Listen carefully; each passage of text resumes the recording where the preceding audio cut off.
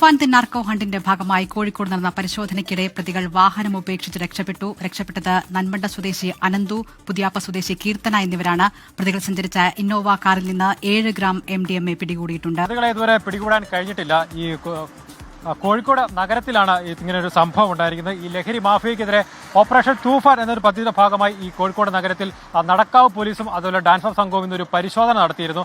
ഈ പരിശോധനയിലാണ് ഇന്നോവ കാറിൽ നിന്നും 7 ഗ്രാം MDMA പിടികൂടിയിരിക്കുന്നത്.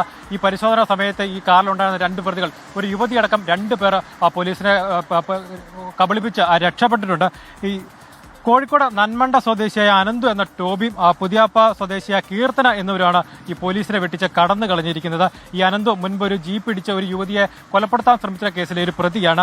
ഈ കൂടെയുള്ള കീർത്തന എന്ന യുവതി കോഴിക്കോട് റൂം എടുത്തിട്ട് അവിടെ യുവാക്കളെ ആകർഷിച്ച് അവിടെ വെച്ച് വൻതോതിൽ MDMA വിൽപ്പന നടത്തുന്ന ഒരു സംഘത്തിലെ പ്രധാനിയാണ്. ഈ പ്രതികൾ ഓടി രക്ഷപ്പെട്ടതിനെ തുടർന്ന് ഇവർ ഈ കോഴിക്കോട്ട് റൂം എടുത്ത് താമസിച്ചായിരുന്നു MDMA വിൽപ്പന നടത്തിയിരുന്ന ആ റൂമിൽ പോലീസ് ഒരു പരിശോധന നടത്തിയിരുന്നു.